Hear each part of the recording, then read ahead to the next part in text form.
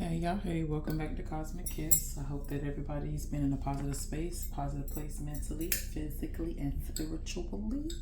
I hope that you all been showing up as your best self for yourself first, but of course, and as a byproduct, as your best self for everybody else that gets to be blessed with your essence. Okay, let's get this thing started today. It is a beautiful day where I am. I hope it is a beautiful day where you are. I'm going to be starting off the reading with a oracle card from the Shamanic Healing deck. I love this deck. Long time coming. Oh, okay. So I split the deck, and you can see this guy right here just decided to pop himself out, and it's emotional release. Okay, the card is emotional release. I'm going to read that and what that card means, but all I'm hearing is Bakishiko, let it go, let it go, let it go. Let it go.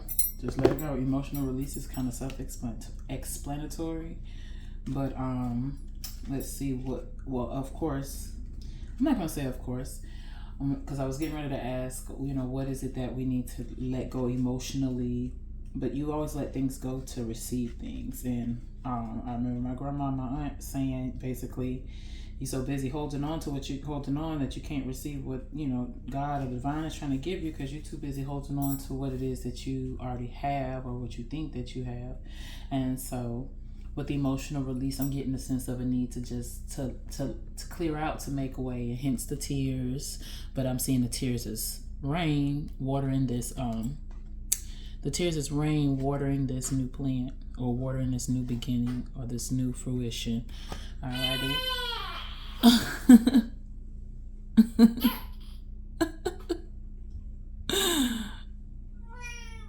Hold on, y'all.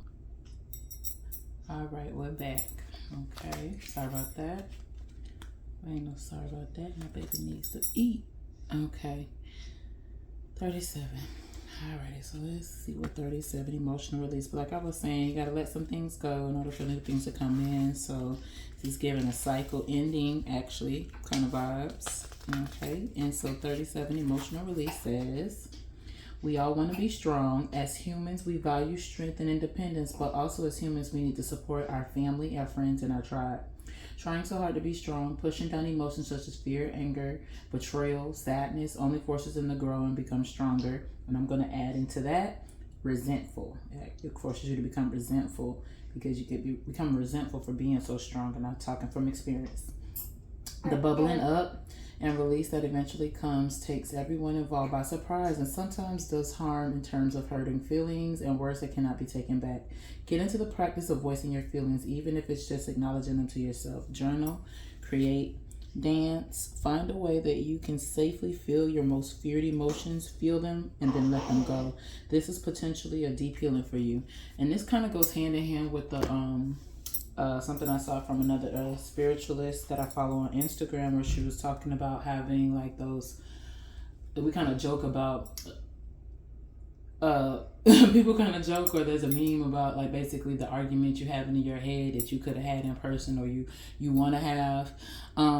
But she was saying it's important to have those conversations so that when the floor comes, these are things that have already been expressed and you can hear them, like vocalize them. They've already basically come out into the physical. And sometimes when we hear what we have to say, it's like, well, is that really how I feel? Is that really what I'm feeling? Is that really how I'm feeling into that depth? So it gives you a chance to analyze what it is that you're actually feeling. So I'm going to do some small shuffles. All right. Yeah, no too, sorry.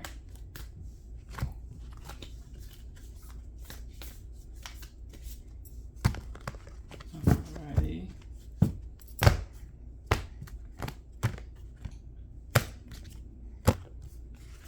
Alrighty. So we got the 8 of baskets. We got the 8 of baskets. What else do we have? Hold on one second, y'all. Got 8 of baskets. And 8 of baskets is also walking away from or needing to walk away from a situation that you possibly put a lot into. But having to walk away from something that you put a lot into can be emotionally down. And so maybe this is where that emotional release is coming from, just having to have had walk away, or needing to walk away from something where you've invested a lot of time, energy, emotions, just you've invested a lot of feelings and thought and time into this. That's what I'm getting, time, a lot of time. All right, and these two cards are the next two cards that fell out, which is the Magician and the, Son of Wands. Alrighty. And so what I'm getting with this, the Magician card, is that though you're having to release whatever it is that you have to release, and it may be emotional, you're a magician, okay? And though he's swimming with gators, I'm hearing dancing with the wolves. Like, you have the opportunity to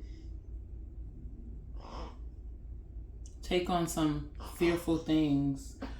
Though you're walking away from something that you might be familiar with, something that you've invested a lot of time in, whatever you're walking into, it might seem dangerous. It might seem risky. It might seem scary. It might cause you to, be fearful, or it might fill you with fear. Maybe it's uncharted territory. And with not knowing what to expect, it causes a lot of fear. But you're the magician in this situation, where no matter what this situation is, this new beginning is, this partnership, because it's the Two of Wands. Whatever this new partnership, what I believe this partnership is with yourself, with your inner self, your highest, your energy. And not energy as in electricity, but your inner, inside of you, G, your inner gangster. All right. So I think this partnership is this partnership of you basically digging deep after you emotionally release. Is like you brandishing or you dusting off yourself, and this version of you that comes through, that steps through after having to leave this is very, very, very brave, clearly, or you're going to need to be brave. But you're the magician in this situation.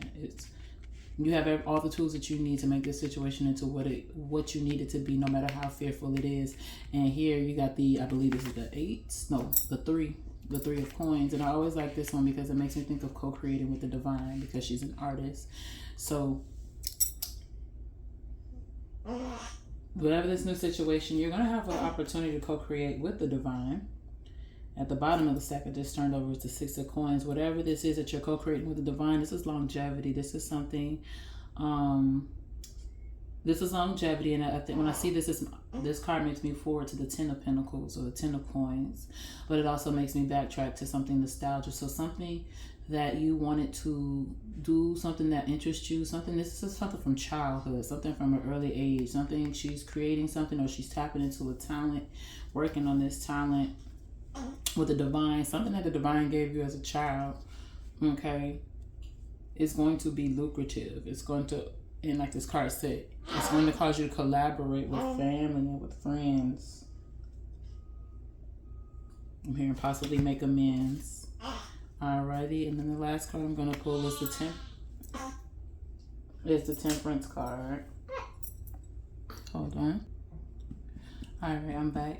So whatever this is that you're co-creating with the divine, this uncharted territory. Now, though this is something that you're co-creating with divine, and this is something that comes from childhood, maybe this is uncharted territory, or it feels like uncharted territory because this is something that you put off, something that we have a lot of people walk around with a lot of hopes and dreams that kind of got extinguished as a child, or got extinguished as young, and maybe you're older in life or later in life and you're feeling like maybe you're too old for this, your time has passed with this. But the divine is, I'm getting very much that the divine is giving the green light that this time is your time for what it is that you dreamed about or you wanted to do is actually now, despite maybe how much time has passed, like the Temperance card. Because when I think about the Temperance card, I definitely think of time, because there's intricate details and attention that needs to be paid to certain steps, and in order to be so attentive and accurate and not make, small missteps, you have to take your time. And so maybe this is a gift that has had to mature over time.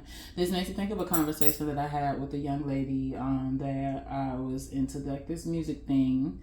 And I remember she was under the impression, because I was older than her, that this is something I had been doing. Now, mind you, I had only been working with this studio for a matter of like a week or whatever, but she just felt a sense that I had been doing this for a while. And I told her how when I was younger, I really wanted to sing. And with me wanting to sing, that's what prompted me to get back into things now that I'm older, that I just put on the back burner because of whatever reason, because of life and because of outside, pressures or lack of acceptance. So I was telling her, but what I've learned is that maybe the song that I wanted to sing at 12 was a song that my voice needed to mature to, because at that time, Destiny's Child and all that had just come out, and I was, trying to sing like everybody. I'm a mockingbird to an extent. I can kind of mimic other voices to an extent, but I was afraid of my own voice. I had forgotten what my own voice sounded like, and that was something I freely done as a child. I sang and I sang and I sang to my heart's content, but somewhere along the way, I just kind of shut my own voice down.